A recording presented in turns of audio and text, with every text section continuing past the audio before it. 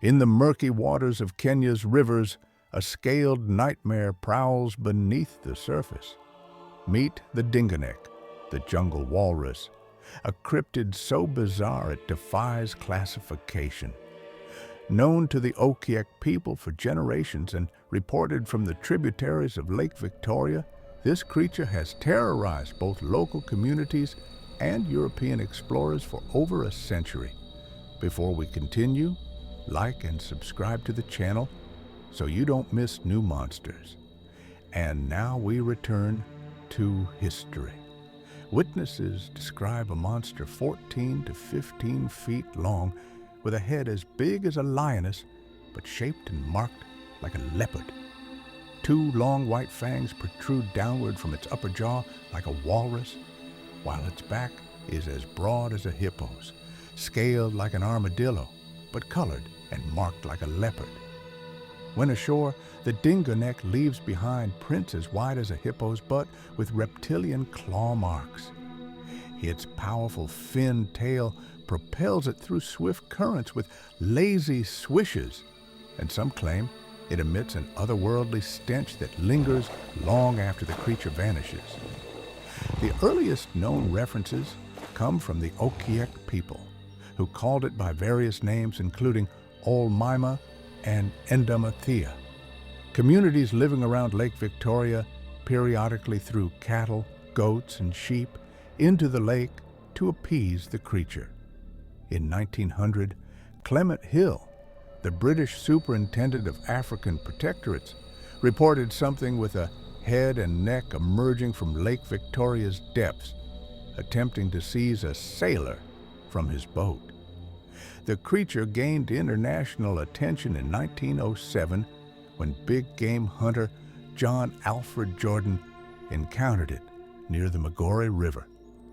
Jordan's account was published by fellow hunter Edgar Beecher Bronson in his 1910 memoir, Enclosed Territory.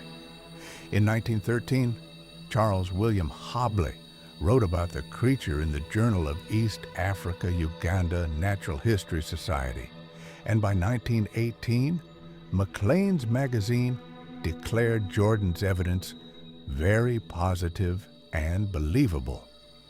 Jordan himself provided a chilling first-hand account in his book describing how he crept to the riverbank and found himself face to face with the impossible creature.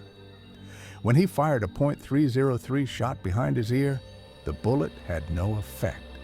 The dingo reared straight up out of the water, and Jordan ran for his life. Another witness claimed to see a 16-foot creature floating down the flooded Mara River on a log, with scales, leopard spots, and an otter-like head.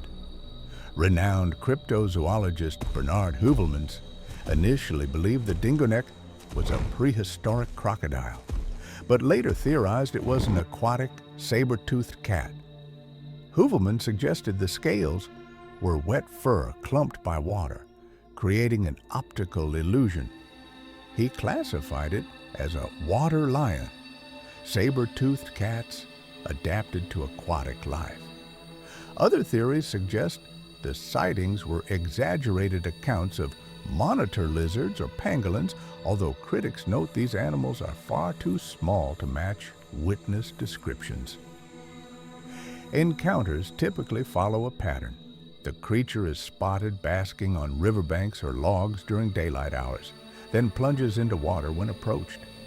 Locals describe it as extremely territorial, reportedly killing hippos, crocodiles, and unwary fishermen who venture too close to its aquatic domain.